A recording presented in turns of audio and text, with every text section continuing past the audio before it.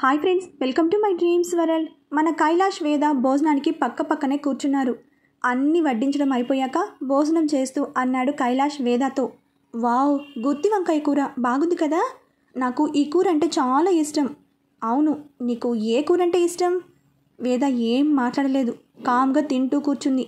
అయినా కైలాష్ ఊరుకోలేదు. పప్పు కలుపుకుంటూ అన్నాడు, మామిడికాయ పప్పు సూపర్ కదా, నీకు ఇష్టమేనా? వేద నుండి ఎలాంటి ప్రతిస్పందన రాలేదు. ఇంకా ఇలా కాదని, అవును, నీ బుగ్గ మీద ఏంటది అన్నాడు. వెంటనే ఏమైందా అని వేద చెయ్యి ఆమె బుగ్గ మీదకి వెళ్ళింది.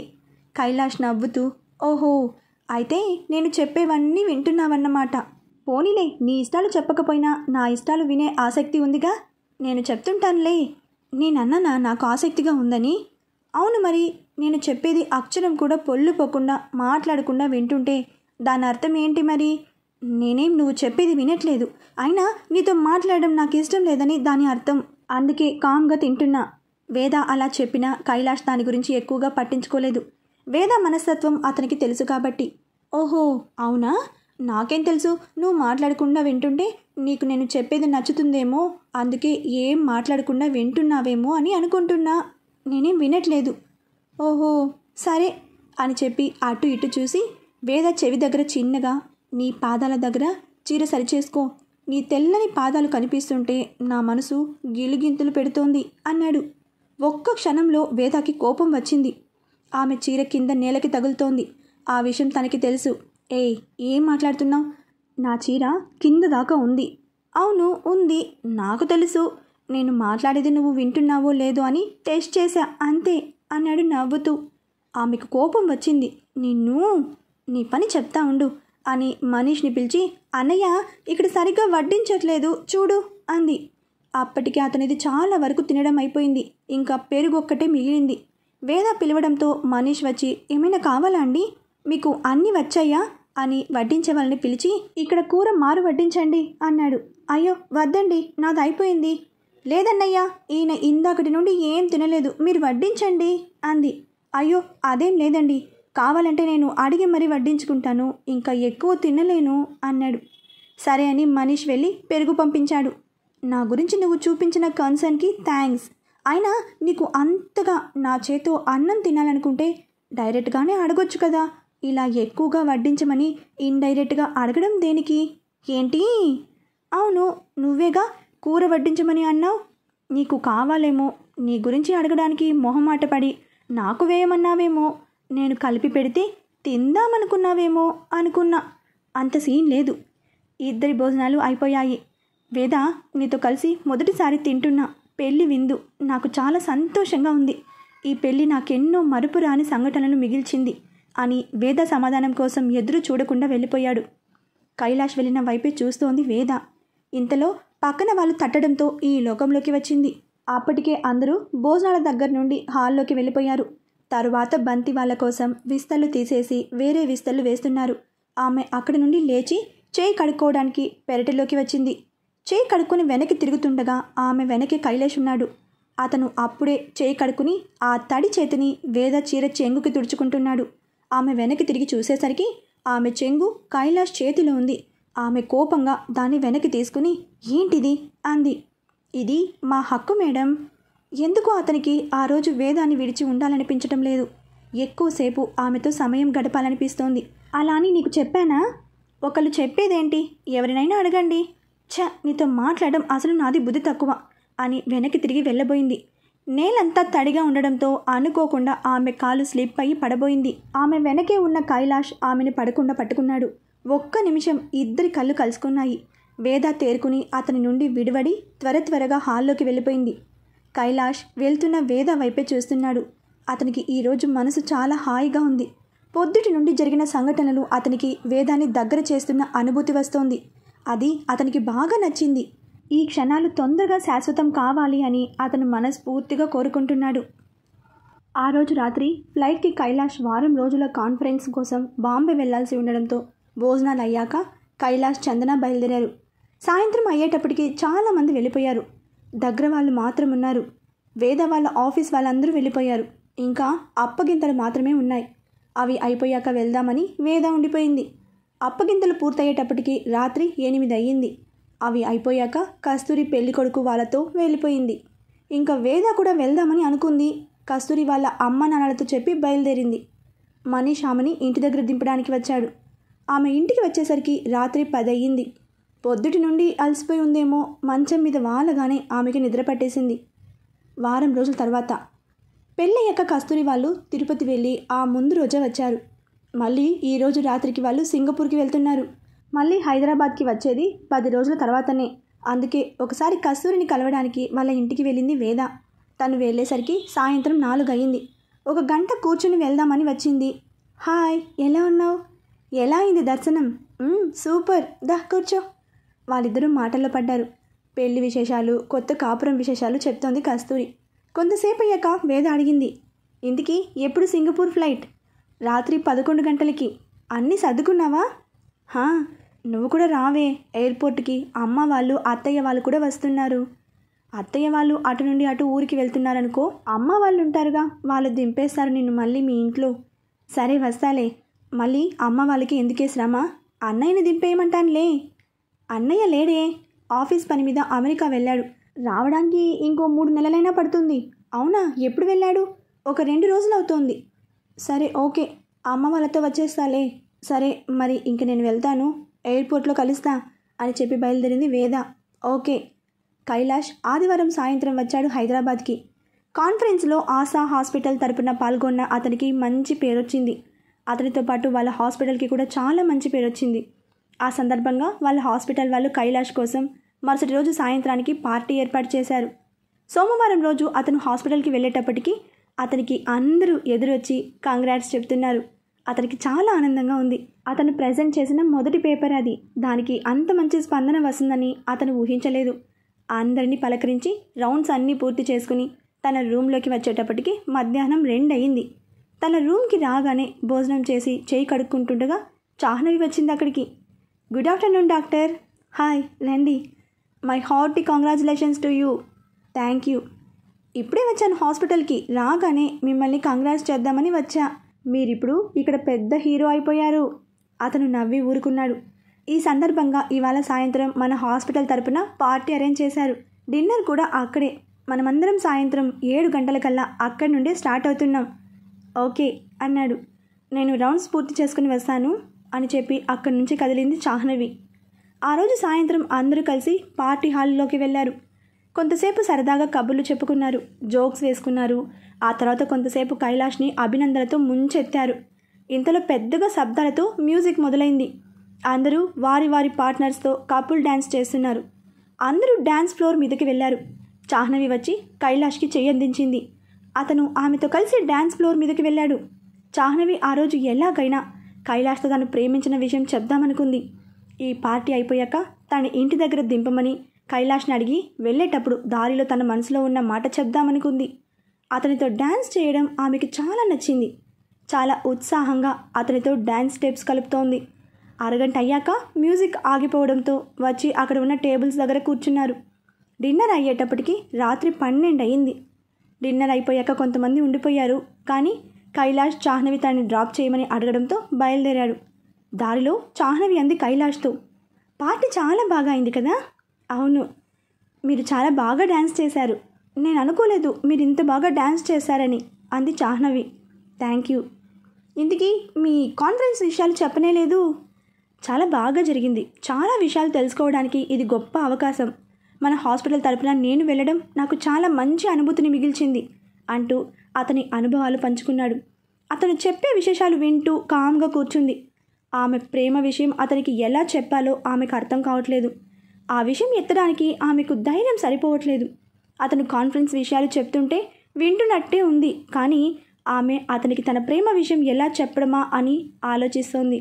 సూటిగా చెప్పే ధైర్యం లేక ఇండైరెక్ట్గా ఆ టాపిక్ ఎత్తి మాటలో మధ్యలో తన ప్రేమ విషయం చెప్దామనుకుంది. దానికి తగ్గట్టుగా సంభాషణ మొదలుపెట్టింది. అవును, మీరిప్పుడు చాలా మంచి పొజిషన్లో ఉన్నారుగా, మరి పెళ్లి గురించి ఏం ఆలోచించారు? ఆమె పెళ్లి గురించి అడగగానే అతని కళ్ళ ముందు వేద మొహం కనపడింది. దాంతో అతని పెదవుల మీదకి నవ్వు పాకి వచ్చింది. అతను నవ్వి ఊరుకున్నాడు. అయినా ఆమె వదలకుండా అడిగింది, మీరు పెళ్ళెప్పుడు చేసుకోవాలనుకుంటున్నారు అంటే నవ్వుతారు ఏంటండి? ఏంటండి ఉన్నట్టుండి నా పెళ్లి మీద పడ్డారు? దాంతో ఆమె తడబడింది. ఆహా, అదేం లేదు, ఊరికే అడిగా. నా విషయం వదిలేయండి, ఇంతకీ మీ విషయం చెప్పండి. మీరెప్పుడు చేసుకుందాం అనుకుంటున్నారు? సంభాషణ ఆమె అనుకున్న విధంగా కొనసాగడంతో ఆమె ఉత్సాహంగా బదులు చెప్తోంది. నా పెళ్లి విషయం అంత తొందరగా తేలేలాగా లేదు. అదేంటండి అలానేశారు? ఇంకా నేను పెళ్ళికి మొదటి మెట్టులోనే ఉన్నా. అంటే ఎవరి ప్రేమలోనే ఉన్నారన్నమాట. అయితే మరి ఇంకెందుకు ఆలస్యం? మీ ఇంట్లో వాళ్ళకి చెప్పి పెళ్ళికి ఒప్పించొచ్చుగా. అయ్య బాబోయ్, ఇంకా అంత దూరం పోలేదండి. అంటే అంటే నా సైడ్ లైన్ క్లియర్ కానీ ఆ అబ్బాయి సైడ్ తెలీదు. మిమ్మల్ని ఎవరు కాదనుకుంటారు చెప్పండి? నా అనుమానం అసలు మీరు ఆ అబ్బాయికి మీ ప్రేమ విషయం చెప్పారా అని. అదేనండి, ఎలా చెప్పాలో అర్థం కావట్లేదు. అసలు ధైర్యం సరిపోవట్లేదు. ఇలాంటి విషయాలలో ఆలస్యం చాలా ప్రమాదం. నా మాట విని త్వరగా చెప్పేయండి. చెప్పాక అతను కాదంటే? అది మీరు చెప్పాక కదా తెలిసేది. అసలు చెప్పకుండా కాదంటే అని అనుకోవడం దేనికి? చెప్పి చూస్తే కదా తెలిసేది. జాహ్నవి ఇంకా విషయం చెప్దామనుకుని ఊపిరి బిగపెట్టి కైలాష్ అని పిలిచింది. ఆ పిలుపు అతనికి వినిపించిందో లేదో కానీ మీ ఇల్లు వచ్చేసింది అని కైలాష్ అనడంతో ఆమె ఈ లోకంలోకి వచ్చింది. ఒక్కసారిగా నిట్టూర్చి కారు దిగి లోపలికి వెళ్ళింది. జాహ్నవిని దింపేసి కైలాష్ ఇంటికి వెళ్తున్నాడు. అతని ఆలోచనలన్నీ వేద చుట్టూ తిరుగుతున్నాయి. అప్పటికే వేదాన్ని చూసి వారం దాటింది. ఆమెను ఒకసారి చూడాలని చాలా బలంగా అనిపిస్తోంది. ఆ రోజు వేదాన్ని చీరలో చూసిందే పదే పదే గుర్తొస్తోంది. ఆమెను తలుచుకున్నప్పుడల్లా అతని పెదవుల మీద అతనికి తెలియకుండానే చిరునవ్వు వస్తుంది. ఇంటికి వచ్చేటప్పటికి 1 గంట దాటిపోయింది. వేదాన్ని చూద్దామని అనుకున్నాడు. కానీ ఆ రోజే కాదు, ఆ తర్వాత 2 రోజుల వరకు వేదాన్ని చూడడానికి కుదరలేదు. హాస్పిటల్లో పేషెంట్స్తో సెమినార్స్తో చాలా బిజీగా ఉన్నాడు. అలా 2 రోజులు గడిచిపోయింది. మరుసటి రోజు ఎలా అయినా వేదాన్ని చూద్దామనుకున్నాడు. పొద్దున్న హాస్పిటల్కి వెళ్ళేటప్పుడు చూస్తే ఆమె బైక్ అక్కడ లేదు. ఆ రోజు వేద తొందరగా ఆఫీస్కి వెళ్ళిపోయింది. ఇంకా చేసేదేమీ లేక హాస్పిటల్కి వెళ్ళాడు. అక్కడి నుండి ఇంటికి వచ్చేటప్పటికి 12 దాటిపోవడంతో వేదాన్ని చూడడానికి కుదరలేదు. అదే సమయంలో వేద ఫోన్ మోగింది. మంచి నిద్రలో ఉందేమో, మెలకు రాలేదు. అయినా ఆగకుండా మళ్ళీ మోగింది. ఇంకో 2 సార్లు మోగేసరికి అప్పటికి వేదాకి మెలకు వచ్చింది. ఈ టైంలో ఎవరు అనుకుంటూ ఎవరు చేసిందో చూడకుండా బద్ధకంగా హలో అంది. అవతల లైన్లో నుండి ఏడుపు వినిపిస్తోంది. అది కస్తూరి గొంతుని గుర్తు పట్టగానే ఒక్కసారిగా ఆమె నిద్ర మొత్తంతా ఎగిరిపోయింది. హలో కస్తూరి, ఏమైందే? ఆమె ఏం మాట్లాడలేదు. అలాని ఏడుపు కూడా ఆపట్లేదు. పక్క నుండి వాళ్ళ ఆయన ఆమెను ఊరుకోబెడుతున్నా ఆమెకు ఏడుపు ఆగట్లేదు. దాంతో వేదాకి కంగారు ఎక్కువైంది. ఏంటి, ఏమైంది? ఏం జరిగిందో చెప్తే కదా తెలిసేది. నువ్వు ఇలా ఏడుస్తూ ఉంటే ఎలా? వేద, నాన్నకి ఏమైంది చెప్పు. నాన్నకి హార్ట్ అటాక్ వచ్చిందంట. సమయానికి అన్నయ్య కూడా ఇంట్లో లేదు. నేను ఇక్కడెక్కడో ఉన్నాను. అమ్మ కంగారు పడితే ఫోన్ చేసింది. ఆ తర్వాత నేను ఎన్నిసార్లు ఫోన్ చేసినా ఎత్తట్లేదు. నాకు భయం వేస్తోంది. చెప్తుంటే ఆమెకు ఏడుపు ఎక్కువవుతోంది.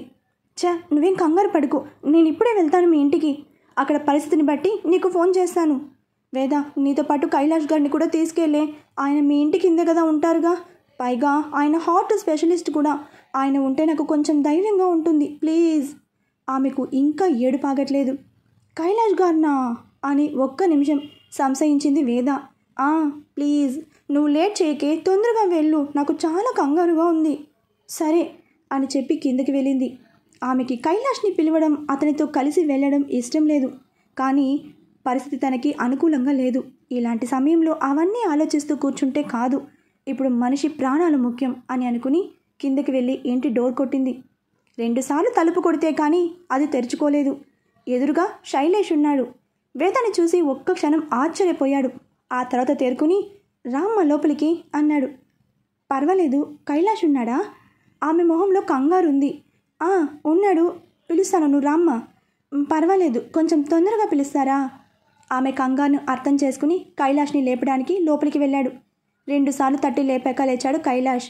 ఏంటన్నయ్యా, ఏమైంది? వేద వచ్చిందిరా, నిన్ను పిలుస్తోంది. అంతే. ఆ మాటతో అతనికి ఒక్కసారిగా నిద్రమత్తు ఎగిరిపోయింది. ఏంటి అన్నాడు. నిజంరా, వేద వచ్చింది, నిన్ను అడుగుతోంది. వెంటనే లేచి బయటకు వెళ్ళాడు. అతనికి అయోమయంగా ఉంది. వేద ఈ సమయంలో ఇంత సడన్గా వచ్చిందంటే ఏదో విషయం ఉంది అనిపించింది. బయట వేద అతని కోసమే ఎదురు చూస్తోంది. ఏంటి వేద, ఏమైంది అని అడిగాడు. అతనికి ఏం జరిగిందో అన్న ఆదుర్దా ఉంది. కస్తూరి ఫోన్ చేసింది. వాళ్ళ నాన్నగారికి హార్ట్ అటాక్ వచ్చిందంట అంది కంగారుగా. ఆమె ఇంకా చెప్తుండగానే అయ్యో అవునా, పద వెళ్దాం అని ఒక్క నిమిషం కూడా ఆలస్యం చేయకుండా కారు తీశాడు. వేద వెంటనే వచ్చి కారులో కూర్చుంది. కారులో బయలుదేరి దారిలో ఉండగానే అతను కావలసిన ఏర్పాట్లన్నీ చేస్తున్నాడు. హాస్పిటల్కి ఫోన్ చేసి అంబులెన్స్ని కస్తూరి వాళ్ళ ఇంటికి పంపించాడు. హాస్పిటల్కి ఫోన్ చేసి అవసరమైతే ఆపరేషన్ చేయడానికి కావలసిన ఏర్పాట్లన్నీ చేయమని అక్కడ వాళ్ళకి చెప్పాడు. అతను ఇవన్నీ చేస్తుంటే వేద కన్నార్పకుండా అతన్నే చూస్తోంది. అతని పరిస్థితిని మొత్తం అతని చేతుల్లోకి తీసుకున్నాడు. ఇప్పటిదాకా తనకి తెలిసిన కైలాష్ వేరు, ఇప్పుడు వేద చూస్తున్న కైలాష్ వేరు. ఇందాక కస్తూరి వాళ్ళ నాన్నగారి గురించి తను చెప్పగానే క్షణం కూడా ఆలస్యం చేయకుండా అతను రియాక్ట్ అయిన తీరు అతనికి అతని వృత్తి మీద ఉన్న గౌరవాన్ని తెలియచెప్పినట్టు అయింది. అతను పూర్తిగా ప్రొఫెషనల్గా ఒక డాక్టర్ పేషెంట్ కోసం ఎంతలా ఆలోచిస్తాడో ఇతను అంతకన్నా ఎక్కువే ఆలోచిస్తున్నాడని ఆమెకు అర్థమైంది. కార్ కస్తూరి వాళ్ళ ఇంటికి వెళ్ళేటప్పటికీ ఆయన్ని అంబులెన్స్లో ఎక్కిస్తున్నారు. పక్కనే వాళ్ళ అమ్మగారు ఏడుస్తున్నారు. వేద వెళ్ళి ఆవిడని దగ్గరికి తీసుకుని ఓదారుస్తోంది. కైలాష్కి ఆయన పరిస్థితి చూడగానే ఆపరేషన్ చేయాల్సిన అవసరం ఉందని అర్థమైంది. ఆ విషయం హాస్పిటల్కి ఫోన్ చేసి చెప్పాడు. హాస్పిటల్కి వెళ్ళగానే ఆపరేషన్ థియేటర్కి వెళ్ళాడు వేద వాళ్ళని అక్కడే ఉండమని. ఆపరేషన్ పూర్తయ్యేటప్పటికి ఉదయం 6 అయింది. ఆపరేషన్ సక్సెస్ అయ్యిందని తెలిసేదాకా జయగారు, కస్తూరి వాళ్ళ అమ్మగారు చాలా కంగారు పడ్డారు. ఆపరేషన్ సక్సెస్ అవ్వగానే వేద కస్తూరికి ఫోన్ చేసి విషయం చెప్పింది. అమ్మయ్యా, ఇప్పుడు నీ నోటి నుండి ఈ మాట విన్నాక నాకు కొంచెం ప్రశాంతంగా ఉంది. మేము ఈ రోజే రాత్రికి బయలుదేరుతున్నాం. రాత్రి 2 గంటలకి వచ్చేసాం. అప్పటిదాకా నువ్వేం కంగారు పడికే, అప్పటిదాకా నేను ఇక్కడే ఉంటాను. థ్యాంక్సే. ఈ విషయం అన్నయ్యకి చెప్పానే, అతను ఇంకో 2 రోజుల్లో వచ్చేస్తా అన్నాడు. సరే నువ్వు జాగ్రత్త. డాక్టర్ పిలుస్తున్నాడని నర్స్ చెప్పడంతో జయగారికి ధైర్యం చెప్పి వేద అక్కడికి వెళ్ళింది. లోపలికి వెళ్ళగానే కైలాష్ ఆమెని కూర్చోమని చెప్పి సర్జరీ వివరాలు, సర్జరీ అయ్యాక తీసుకోవాల్సిన జాగ్రత్తలు చెప్పి మెడిసిన్స్ రాసి వేదాకిచ్చాడు. వేద అవి తీసుకుని బయటకు వచ్చింది. ఇంకొంచెం సేపు హాస్పిటల్లో కూర్చుని రౌండ్స్ పూర్తి చేసుకుని మధ్యాహ్నం ఇంటికి వెళ్దామని బయలుదేరాడు. వేద కోసం చూశాడు కానీ ఆమె జయగారితో ఉండడంతో ఆమెతో మాట్లాడటానికి కైలాష్కి కుదరలేదు. అతనికి ఆ రోజే వేరే ఆపరేషన్స్ ముందే అనుకున్నవి ఉన్నాయి. అందుకే మధ్యాహ్నం వెళ్ళి మళ్ళీ రాత్రి 9ంటికి వచ్చాడు. ఆ రోజే వేరే ఆపరేషన్ ఉండడంతో రాగానే అతని కళ్ళు వేద కోసం వెతికాయి. వేద ఇంకా జయగారి పక్కనే ఉంది. వేద మొహం పీక్కుపోయింది. అసలు పొద్దుటి నుండి ఏమైనా తిందో లేదో తెలియలేదు. నర్సుని పిలిచి అడిగితే పొద్దుటి నుండి ఆవిడ పక్కనే ఉండి ఆవిడకి ధైర్యం చెప్తూ ఉందని, వాళ్ళిద్దరూ భోజనానికి కూడా వెళ్ళలేదని చెప్పింది. పెద్దగా నిట్టూర్చి వాళ్ళ దగ్గరికి వెళ్ళాడు. ఆవిడని పలకరించాడు. ఆయన కండిషన్ చూసి అంతా బాగానే ఉందని భయపడాల్సిన అవసరం ఏం లేదని, మీరు కూడా వేళకి తిని ధైర్యంగా ఉండాలని వేదాన్ని చూస్తూ నచ్చజెప్పాడు. ఆవిడ కైలాష్ చేతులు పట్టుకుని, నువ్వు చేసిన సహాయానికి చాలా థ్యాంక్స్ బాబు. సమయానికి దేవుడిలా వచ్చి ఆదుకున్నావు. అయ్యో భలేవారే. మరేం పర్వాలేదు. మీరు ఇంక కంగారు పడాల్సిన అవసరం ఏం లేదు. ఆయన బాగానే ఉన్నారు. మీరు కొంచెం నీరసంగా ఉన్నారు. ఏమైనా తినండి. నాకు వేరే ఆపరేషన్ ఉంది. నేను మిమ్మల్ని మళ్ళీ కలుస్తా అని ఆపరేషన్కి టైం కావడంతో అక్కడికి వెళ్ళాడు. ఆ రోజు కస్తూరి వచ్చేసరికి ఉదయం 4 అయ్యింది. వస్తూనే వాళ్ళ నాన్న దగ్గరికి వెళ్ళింది. ఆయన కండిషన్ ఇప్పుడు బాగానే ఉందని తెలిసాక ఆమెకు ధైర్యంగా అనిపించింది. ఒకసారి డాక్టర్తో మాట్లాడదాం అనుకుంది. కానీ కైలాష్ అప్పుడే ఆపరేషన్ థియేటర్ నుండి రావడంతో కొంతసేపు వెయిట్ చేయమని నర్స్ చెప్పింది. ఒక అరగంట అయ్యాక కైలాష్ కస్తూరిని పిలిచాడు. లోపలికి వెళ్తూనే అంది, చాలా థ్యాంక్స్ అండి. నాకు వేద అంతా చెప్పింది. మీరు చేసిన సహాయం నేను ఎప్పటికీ మర్చిపోలేను. మీరు భలేవారే. అలాంటిదేం లేదు. ఇప్పుడు మీ నాన్నగారికి బాగానే ఉంది. ఇంకో 12 గంటల్లో స్పృహ వస్తుంది. ఇంక మీరేం కంగారు పడాల్సిన పని లేదు. ఇంతలో నర్స్ రావడంతో చాలా థ్యాంక్స్ అని చెప్పి అక్కడి నుండి కదిలింది. వేద, ఇంక నువ్వు వెళ్ళు. నిన్న రాత్రి నుండి ఇక్కడే ఉన్నావుగా, ఇంక నేనుంటాలే. అయినా ఇంకేం భయం లేదని కైలాష్ గారు చెప్పారుగా, నువ్వెళ్ళు, నేను చూసుకుంటానులే. వేద కూడా నిన్నటి నుండి అక్కడే ఉండడంతో చాలా అలసిపోయింది. సరే అని చెప్పి బయలుదేరింది. అటువైపుగా వెళ్తూ వాళ్ళ సంభాషణ విన్న కైలాష్ ఇక్కడికి వచ్చాడు. మీకు అభ్యంతరం లేకపోతే నాతో రావచ్చు. నేను ఇప్పుడు ఇంటికి వెళ్తున్నాను. మరింకేం, నువ్వు కూడా కైలాష్ గారితో వెళ్ళిపో. వేద ఇబ్బందిగా కదిలింది. అబ్బే, ఆయనకి ఎందుకే అవసర శ్రమ, నేను వెళ్ళిపోతానులే. శ్రమ ఏం లేదండి, రండి అన్నాడు. ఇంకా అంతకన్నా ఎక్కువసేపు విషయం పొడిగిస్తే బాగోదని సరే అంది వేద. అప్పటికి ఇంకా 6 అయ్యింది. పూర్తిగా తెల్లవారలేదు. కైలాష్ వేద కారులో బయలుదేరారు. కారు ఎక్కిన 5 నిమిషాలకే వేద కళ్ళు మూసుకుపోయాయి. 2 రాత్రుల నుండి నిద్ర లేకపోవడంతో కారు ఎక్కిన వెంటనే ఆ ఉదయపు చల్ల గాలికి ఆమెకి నిద్ర పట్టేసింది. నిద్రలో ఆమెకి తెలియకుండానే ఆమె తల కైలాష్ భుజం మీద వాలింది. ఆమె నిద్రలోకి జారుకోవడం చూసి కైలాష్ నెమ్మదిగా కార్ని ఖాళీ రోడ్డు మీదకి పోనిచ్చి ఒక పక్కకు తీసి చెట్టు కింద ఆపాడు. ఆమెకు ఎలాంటి ఇబ్బంది కలగకుండా. లేకపోతే అతను డ్రైవ్ చేసేటప్పుడు తనకి ఇబ్బంది కలిగి నిద్రాభంగం అవుతుందేమో అని. నిద్రపోతున్న ఆమెను అలాగే చూస్తూ కూర్చున్నాడు. నెమ్మదిగా ముందుకు వంగి ఆమె నుదుటి మీద ముద్దు పెట్టుకున్నాడు. ఆమెను అలా చూస్తూ కూర్చుంటే అతనికి టైం ఎంత అయిందో తెలియలేదు. 1 గంట గడిచాక వేదాకి మెలకు వచ్చింది. ఆమెకు మెలకు వచ్చేసరికి ఆమె తల కైలాష్ భుజం మీద ఉంది. వెంటనే లేచి తను సర్దుకుని సారీ అంది. అతను ఏం మాట్లాడకుండా నవ్వి ఊరుకున్నాడు. ఆమె చుట్టుపక్కల పరిసరాలు గమనించి అయోమయంగా ఎక్కడున్నాం మనం అని అడిగింది. అతను సరదాగా భయపడకు, నేనేం నిన్ను కిడ్నాప్ చేయలేదులే అంటూ కార్ని ముందుకు పోనిచ్చాడు. ఒక్కసారి కిడ్నాప్ చేసేగా నా జీవితాన్ని ఇలా ఆగమ్య గోచరంగా చేశావు అని అందామని నోటి చివరి దాకా వచ్చింది. కానీ ఎందుకో ఆ మాట ఆమె పెదవులు దాటి బయటకు రాలేదు. ఇదివరకైతే ఖచ్చితంగా అనేసేది. కానీ నిన్న అతన్ని చూసిన తర్వాత ఆమెకు కైలాష్ ఒక కొత్త వ్యక్తిలా కనిపించాడు. ఎందుకో మరి అంత పౌరుషంగా మాట్లాడలేకపోతోంది. నిజం చెప్పాలంటే మొన్న రాత్రి అతని ప్రవర్తన చూశాక ఆమెకు అతని మీద గౌరవం పెరిగింది. కానీ దాన్ని ఒప్పుకోవడానికి ఆమె సిద్ధంగా లేదు. ఆమెలో ఆ మార్పు ఆమెకు స్పష్టంగా తెలుస్తోంది. ఇంతలో కారు ఆగడంతో ఆలోచనల నుండి బయటపడి చుట్టూ చూసింది. కారు ఒక రెస్టారెంట్ ముందు ఆగి ఉంది. అప్పటికే కైలాష్ కార్ దిగి అటువైపుకి వచ్చి కార్ డోర్ తీసి పట్టుకుని దిగు అన్నాడు. ఆమె ఆశ్చర్యంగా ఇక్కడా అంది. ఆమెకు ఎప్పుడెప్పుడు ఇంటికి వెళ్ళిపోదామా అని ఉంది. వాళ్ళ అమ్మమ్మ పదే పదే గుర్తొస్తోంది. కానీ అతను ఏం మాట్లాడకుండా ఇంకా కార్ డోర్ పట్టుకుని నిలబడడంతో కార్ దిగింది. కార్ని వ్యాలెట్ పార్కింగ్కి ఇచ్చి అతను లోపలికి నడిచాడు. దాంతో ఇంకేం మాట్లాడలేక అతని వెంటే నడిచింది వేద. వాళ్ళిద్దరూ ఒక టేబుల్ దగ్గర కూర్చున్నారు. ఏం తింటావు అని అడిగాడు. నాకేం వద్దు. రోజంతా తినకపోయినా మీకు ఆకలి వేయడం లేదంటే మీరు చాలా గ్రేట్ మేడం. కానీ నాకు ఆకలేస్తోంది. మీరు తినకుండా నేను ఒక్కడినే తింటే బాగోదు. కాబట్టి ఈ దాసుడి ఆకలిని గుర్తించి ఏదో ఒకటి కంపెనీ కోసమైనా తినండి అంటూ మెనూ కార్డ్ తీసుకుని చెప్పండి ఏం తింటారు అని అడిగాడు. ఇడ్లీ ముభావంగా అంది. ఎందుకో వేద చాలా ముభావంగా ఉందని అనిపించింది కైలాష్కి. ఇడ్లీయా? ఇక్కడ పన్నీర్ దోశ బాగుంటుంది, అది చెప్దాం అంటూ 2 దోశలు చెప్పాడు. అతని మాటకి ఆమె నుండి ఎలాంటి స్పందన రాలేదు. తనని కాదు అన్నట్టు ఊరుకుంది. ఏంటి చాలా డల్గా ఉన్నావు? ఏం లేదు. ఏం లేకపోతే మరి ఇందాకటి నుండి నాకు అసలు కౌంటరే రాలేదు ఎందుకో? ఆమె ముభావంగా నవ్వి ఊరుకుంది. కైలాష్కి ఆమె ప్రవర్తన అసహజంగా అనిపించింది.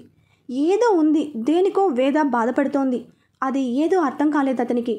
ఏమైంది వేద అనునయంగా అడిగాడు.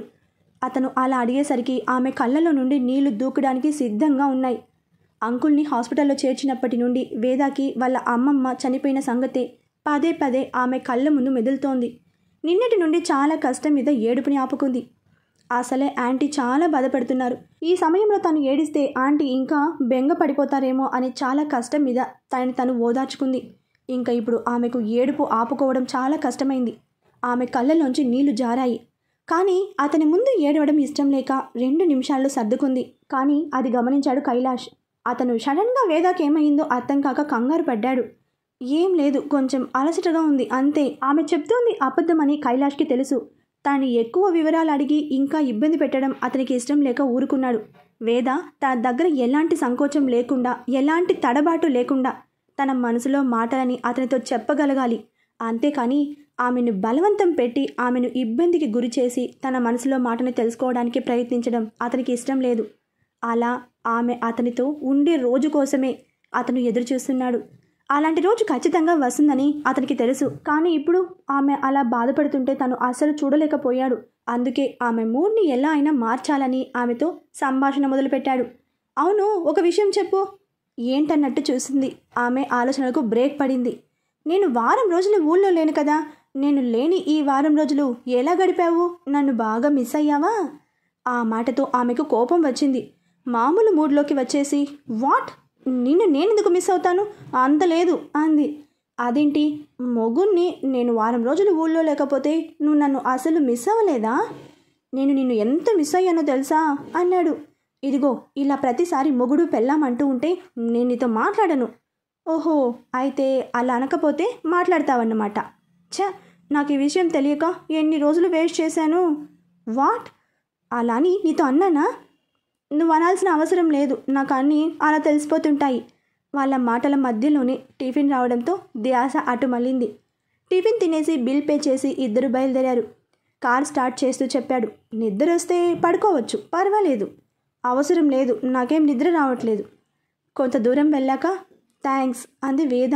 ఆ థ్యాంక్స్ ఎందుకో కైలాష్కి అర్థం కాలేదు. ఎందుకు? టిఫిన్ పెట్టించినందుకా? అది కాదు, మొన్న రాత్రి నేను అడగగానే నాతో పాటు వచ్చినందుకు. ఒక విషయం చెప్పనా నీకు? అది నచ్చకపోయినా సరే, ఆ రోజు కస్తూరి వాళ్ళ నాన్నగారికి హార్ట్ అటాక్ వచ్చిన రోజు నువ్వు పిలిచావని నేను రాలేదు. కస్తూరి వాళ్ళ నాన్నగారికి అలా అయ్యిందని తెలియగానే నాకు కస్తూరిని గుర్తుకొచ్చింది. పెళ్లి జరిగి ఇంకా నెల కూడా కాలేదు. ఈ వార్త ఆమెను ఎంతగా బాధ పెట్టి ఉంటుందో నేను గ్రహించగలను. నేను ఏదో నా గురించి గొప్పగా చెప్పుకోవడం కాదు, కానీ ఇలాంటి ఎమర్జెన్సీ కేసులు ఏ క్షణంలో వచ్చినా నేను కాదనను. ఎందుకంటే ఇలాంటి కేసుల్లో ప్రతి క్షణం చాలా విలువైనది. మనం ఆలస్యం చేసే కొద్దీ అవతల వ్యక్తి ప్రాణాలు ప్రమాదంలో పడవచ్చు. మనం ఏ పనిలో ఉన్నా సరే అవతల ఒక మనిషి ప్రాణం. మనం మన పనిని వాయిదా వేసుకోవచ్చు, కానీ అవతల ఒక నిండు ప్రాణం పోతే మనం మళ్ళీ ఎంత ప్రయత్నించినా తీసుకురాగలమా చెప్పు? ఇదేదో గొప్ప కోసం చెప్పట్లేదు, కానీ అది నా వ్యక్తిగత అభిప్రాయం. అతని మాటలు నిజంగానే ఆమెను చాలా అబ్బురపరిచాయి. నిజంగా డాక్టర్స్ వృత్తి అంటే చాలా గొప్పది. దాన్ని ప్రాణం పెట్టి చేస్తే చాలామంది జీవితాలు ఆనందంగా ఉంటాయి. వేదాకి ఆ క్షణం అనిపించింది, కైలాష్ తను అనుకున్నంత చెడ్డవాడు కాదేమో అని. అతని గురించి తెలుస్తున్న కొద్దీ అతనిని మంచివాడిగాను అనుకోలేకపోయింది, అలానే చెడ్డవాడిగాను ఊహించలేకపోతోంది. అందుకే ఆలోచనలను అంతకు మించి ముందుకు సాగనీయలేదు. ఏమైనా అతను ఎంత మంచివాడైనా దాంతో తనకేం సంబంధం లేదు. ఈ విషయం ఆమె మనసుకు పదే పదే సర్ది చెప్పుకుంటోంది. కార్ ఇంటి దగ్గరికి వచ్చేటప్పటికి అరగంట పట్టింది. వేద థ్యాంక్స్ చెప్పి కార్ దిగి వెళ్ళిపోయింది. 2 రోజుల నుండి నిద్ర లేదేమో. ఆ రోజు ఉదయం స్నానం చేసి పడుకుంటే మరుసటి ఉదయం వరకు మెలకువ రాలేదు. నెల రోజులు గడిచాయి. పెళ్లికి తీసుకున్న సెలవులు అయిపోవడంతో కస్తూరి మామూలుగా ఆఫీస్కి వస్తోంది. కాకపోతే ఇది వరకటిలాగా వేద కస్తూరి కలిసి వెళ్ళడం లేదు. కస్తూరిని వాళ్ళ ఆయన దింపేసి అతను అటు నుండి అటు ఆఫీస్కి వెళ్తున్నాడు. అందుకే వేద కూడా రోజు తన బండిలో వస్తోంది ఆఫీస్కి. రోజు వనస్థలిపురం నుండి ఆఫీస్కి రావాలంటే చాలా ఇబ్బంది అవుతుండడంతో ఆఫీస్కి దగ్గర మాదాపూర్లో ఇల్లు తీసుకున్నారు కస్తూరి వాళ్ళు. రోజు మాదాపూర్ నుండే వస్తున్న ఒక వారం వనస్థలిపురంకి వెళ్తే 2వ వారం కస్తూరి వాళ్ళ అమ్మ వాళ్ళ ఇంటికి వెళ్తున్నారు. ఆ 2 చోట్లకి వెళ్ళకపోతే ఏ సినిమాకో షికారుకో వెళ్తున్నారు. దాంతో వేద కస్తూరి ఇది వరకులా ఎక్కువగా బయటికి ఎక్కడికి వెళ్ళలేకపోతున్నారు. అందుకే ఏదైనా షాపింగ్ ఉన్నా ఏదైనా పని ఉన్నా వేద ఒక్కతే వెళ్తోంది. దసరా పండుగ దగ్గరికి వస్తోంది. హాస్పిటల్ సంఘటన జరిగాక వేదాలో కొంచెం మార్పు వచ్చింది. ఇప్పుడిప్పుడే కైలాష్ ఇంట్లో వాళ్ళతో మాట్లాడడం మొదలుపెట్టింది. అలాని ధారాళంగా తనంతట తానుగా ఏం మాట్లాడట్లేదు. వాళ్ళు పలకరించినప్పుడు మొహం తిప్పుకోకుండా సమాధానాలు చెప్పి బయటపడుతోంది. తనకి జ్వరం వచ్చినప్పుడు కైలాష్ వాళ్ళ ఇంట్లో వాళ్ళు చేసింది మర్చిపోలేదు వేద. ఈ 2 సంఘటనల కారణంగా ఆమె వాళ్ళతో ఇదివరకు ఉన్నంత పరిశంగా ఉండలేకపోతోంది. అలా అని మళ్ళీ ఎవరైనా తనని వరుస కలిపి పిలిస్తే ఒప్పుకోవట్లేదు. కాకపోతే సున్నితంగానే అలా పిలవద్దని చెప్పి వచ్చేస్తోంది. ఊరికి వెళ్ళి దాదాపు 2 నెలలు దాటిపోయింది. ఈ దసరాకి ఎలాగైనా ఊరికి వెళ్ళాలనుకుంది. మొన్న బాబాయ్ ప్రెసిడెంట్ గారు తనకి ఫోన్ చేసి శివాని ప్రెసిడెంట్ గారి కూతురుకి పెళ్లి కుదిరిందని, ముహూర్తం దసరాకి వచ్చిందని, తను ఖచ్చితంగా ఊరికి రావాలని పదే పదే చెప్పారు. అటు పండగకి వెళ్ళినట్టు ఇటు పెళ్లికి వెళ్ళినట్టు ఉంటుందని వేద ఊరు ప్రయాణం పెట్టుకుంది. ఈసారి పండగ గురువారం రావడంతో ఆ వారం మొత్తం ఆఫీస్కి సెలవు పెట్టి వెళ్దామనుకుంది. ఊరికి వెళ్ళేటప్పుడు ఒట్టి చేతులతో వెళ్లకుండా కావలసిన వాళ్ళకి అందరికీ తనకి నచ్చినవి, వాళ్ళకి బాగుంటాయనుకున్నవి తీసుకుంది. ముఖ్యంగా శివానీకి తనకి పెళ్లిలో ప్రజెంట్ చేయడానికి ఒక మంచి నెక్లెస్ తీసుకుంది. ఇంకా దసరాకి 2 వారాలే ఉండడంతో ఆమె ఆ రోజే శుక్రవారం రాత్రికి ట్రైన్కి టికెట్ బుక్ చేసుకుంది. కొంచెం ముందుగా వెళ్తే పెళ్లి పనులకి తను కూడా అందుబాటులో ఉంటుందని ఆమె ఆలోచన. ఆ రోజు ఆదివారం సాయంత్రం 4 గంటలకి డోర్ బెల్ మోగితే ఎవరా అని చూసింది చందన. తలుపు తెరవగానే అన్నయ్య అంటూ గట్టిగా అరిచింది ఆనందంతో. ఎదురుకుండా అనుపమ్ నిలబడి ఉన్నాడు. అనుపమ్, కైలాష్ ఇద్దరు ఇంటర్ నుండి మంచి ఫ్రెండ్స్. ఇద్దరు కలిసి చదువుకున్నారు. ఇద్దరు మంచి డాక్టర్లే. కైలాష్ హార్ట్ స్పెషలైజేషన్ చేస్తే అనుపమ్ న్యూరాలజీ చేశాడు. కాకపోతే కైలాష్ ఇండియాలో సెటిల్ అయితే అనుపమ్ లండన్లో సెటిల్ అయ్యాడు. అదొక్కటే వాళ్ళిద్దరి మధ్య తేడా. చందన అంత గట్టిగా అరవడంతో అందరూ బయటకు వచ్చారు ఏమైందా అని. గుమ్మంలో అనుపమ్ నిలబడి ఉన్నాడు. అరే అనుపమ్, నువ్వారా? రా అంది రాధ. ఎలా ఉన్నారా ఆంటీ? బాగున్నాను, నువ్వెలా ఉన్నావు? ఇండియా ఎప్పుడొచ్చావు? నేను బాగున్నాను ఆంటీ, వారమైంది ఇండియాకి వచ్చి. అవును, కైలాష్ ఏడి కనపడట్లేదు? చిన్న పనుండి బయటకు వెళ్ళాడు, వచ్చేస్తాడు అంది రాధ. మాటల్లోనే వచ్చాడు కైలాష్. వస్తూనే అనుపమ్ని చూసి ఆశ్చర్యపోయాడు. దగ్గరగా వచ్చి కౌగిలించుకుని, అబ్బా ఎన్ని రోజులైందిరా నేను చూసి? రోజులు కాదు, సంవత్సరాలు అను. నువ్వు స్టేట్స్ నుండి వచ్చాక మనం ఫోన్లో మాట్లాడుకున్నదే కానీ కలుసుకున్నదే లేదు అన్నాడు అనుపమ్. అవును, ఎలా ఉన్నావు? అసలు ఇండియాకి ఎప్పుడొచ్చావు? బాగానే ఉన్నానురా, ఇండియాకి వచ్చి వారం అయ్యింది. ఏంటి, వారమైందా? వచ్చి వారమైతే ఇప్పుడా వచ్చేది? సారీరా, కుదరలేదు. మీకందరికీ ఒక శుభవార్త. ఏంటి? నాకు పెళ్లి సెట్ అయింది. నిజంగానా? కంగ్రాట్స్ అన్నాడు కైలాష్. చాలా సంతోషం బాబు అంది రాధ. ఓహో, ఇప్పుడు అర్థమైంది ఇంత హడావిడిగా నువ్వు ఇండియాకి రావడానికి కారణం. ఫోన్లో మాట్లాడినప్పుడు ఎప్పుడూ చెప్పలేదేం అన్నాడు కైలాష్. అదేం లేదు లేరా, అనుకోకుండా సెట్ అయ్యింది. అంతా 2 వారాల్లో జరిగిపోయింది. నిశ్చితార్థానికి కూడా నేను రావడానికి కుదరలేదు. ఇక పెద్దవాళ్ళే ఆ కార్యక్రమాన్ని జరిపించేశారు. అవునా? అసలు అమ్మాయిని చూసావా? ఫోటో చూశాను, కానీ ఇంకా డైరెక్ట్గా చూడలేదు. రోజూ ఫోన్లలో మాట్లాడుకుంటూనే ఉన్నామనుకో. పెళ్ళికి కూడా తక్కువ టైం ఉండడంతో తనని కలవడానికి కుదరలేదు. ఇంతకీ వదిన పేరేంటి అని అడిగింది చందన. శివాని. తను బీఎస్సీ చదివింది. మొన్నటిదాకా బెంగళూరులో జాబ్ చేసేది, ఇప్పుడు మానేసింది. మరి పెళ్ళెప్పుడు? దసరా రోజు ఆంటీ, మీరంతా తప్పకుండా రావాలి. పండుగ కదా అని రాకుండా ఉండొద్దు. రే నువ్వు కూడా మళ్ళీ హాస్పిటల్ కేసులు అనొద్దు. కనీసం 3 రోజులైనా నాతో పాటు ఉండాలి. ఇప్పుడే చెప్తున్నా. చందన, నువ్వు కూడా సెలవు పెట్టు. ఆంటీ, శైలేష్ అన్నయ్య కూడా చెప్పండి.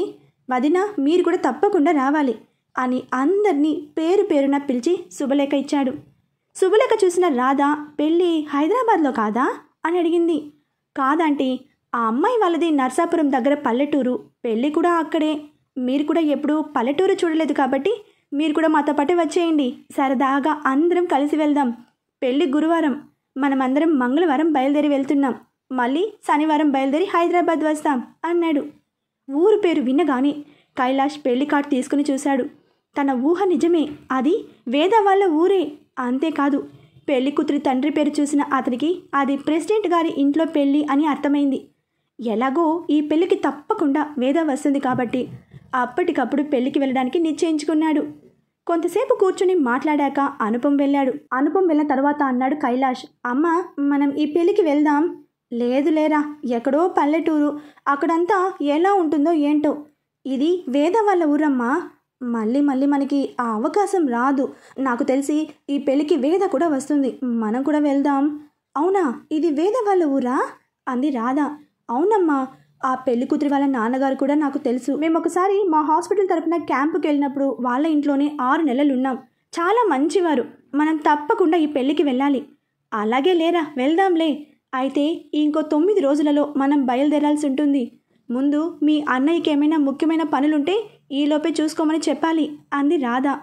అది వేద వాళ్ళ ఊరని తెలియడంతో వాళ్ళందరూ చాలా ఉత్సాహంగా ఉన్నారు. పెళ్లికి కావలసినవన్నీ ఇప్పటి నుండే సర్దుకోవడం మొదలుపెట్టారు. ఎప్పుడెప్పుడు మంగళవారం వస్తుందా అని ఎదురు చూస్తున్నారు. కైలాష్కైతే అసలు రోజులు గడుస్తున్నట్టే అనిపించడం లేదు. తనని వేద ఆ పెళ్లిలో అంత సడన్గా చూశాక ఆమె రియాక్షన్ ఎలా ఉంటుందో అని రకరకాలుగా ఊహించుకుంటున్నాడు. ఆ రోజు కోసం చాలా ఆత్రంగా ఎదురు చూస్తున్నాడు. వేద రియాక్షన్ ఎలా ఉంటుందో తర్వాతి అప్డేట్లో తెలుసుకుందాం. బాయ్ ఫ్రెండ్స్, మరొక భాగంతో కలుసుకుందాం.